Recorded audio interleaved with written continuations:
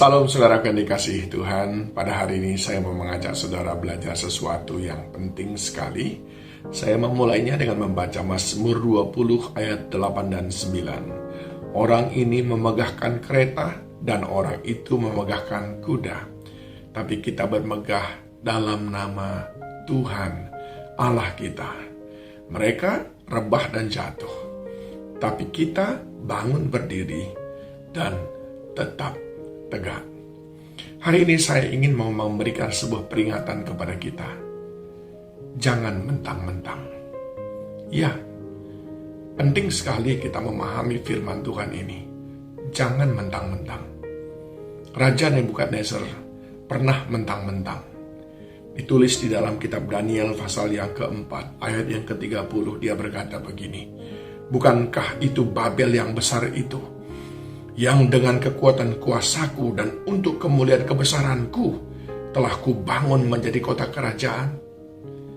Dia berkata, aku yang bangun itu. Nah, hasilnya apa? Daniel berkata dalam Daniel 4 ayat 32, engkau akan dihalau dari antara manusia dan tempat tinggalmu akan ada di antara binatang-binatang di padang. Kepadamu akan diberikan makanan rumput seperti kepada lembu, dan demikianlah akan berlaku atasmu sampai 7 masa berlalu, hingga engkau mengakui bahwa Yang Maha Tinggi berkuasa atas kerajaan manusia dan memberikannya kepada siapa yang dikehendakinya. Saudara yang dikasihi Tuhan, saya ingin mengajak kita betul-betul merenungkan kalimat yang singkat yang saya katakan ini tadi. Janganlah kita mentang-mentang. Sebab Yakobus 4 ayat 6 berkata, Allah menentang orang yang congkak, tetapi mengasihani orang yang rendah hati. Nah, selain daripada tentang Nebukadnezar, juga ada sebuah kisah di Alkitab, dicatat di dalam 2 Raja-Raja pasal yang pertama. Saya bacakan beberapa ayat saudaraku, untuk kita bisa memahaminya.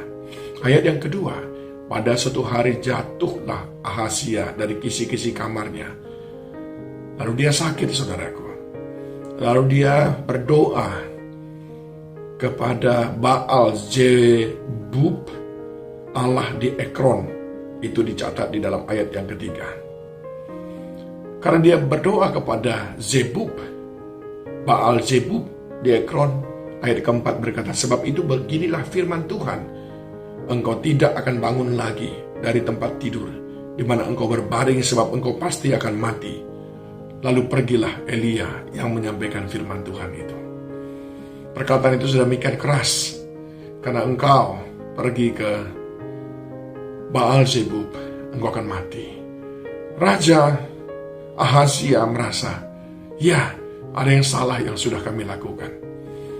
Lalu dia berkata, pergi, kejarlah nabi Tuhan itu, orang Tisbe itu.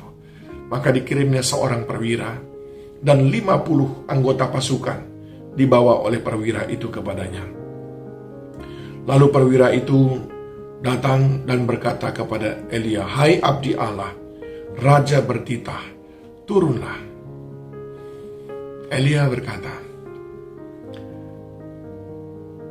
kalau benar, ayat yang ke-10, kalau benar aku abdi Allah, biarlah turun api dari langit, memakan engkau habis dengan ke-50 anak buahmu.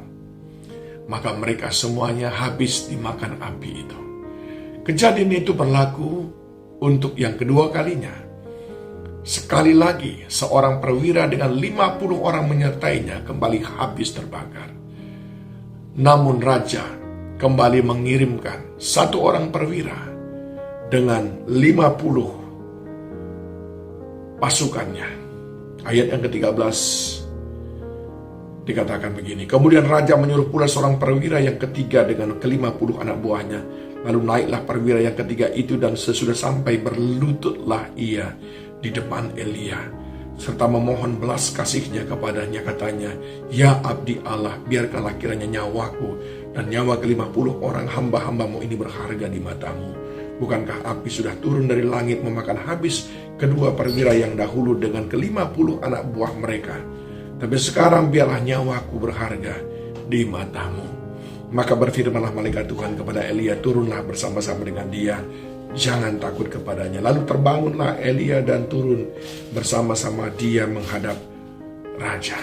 Saudara yang dikasihi Tuhan, ada 3 perwira yang dikirim oleh raja supaya minta tolong kepada Elia. Perwira yang pertama bersama dengan pasukannya mati habis terbakar. Perwira yang kedua pun mati habis terbakar ketika dia berkata, "Hei abdi Allah, turunlah." Tapi perwira yang ketiga tidak mati terbakar. Apa yang menyebabkan, saudaraku? Karena mentang-mentang. Karena congkak, sombong. Apa yang membuat kita sering mentang-mentang? 1, kita sering sekali mentang-mentang dan sombong karena kuasa orang yang mengutus kita, atau orang yang membackup kita, atau orang yang mendukung kita, kita sangat andalkan. Kita percaya dengan memakai nama orang itu, kita akan berhasil.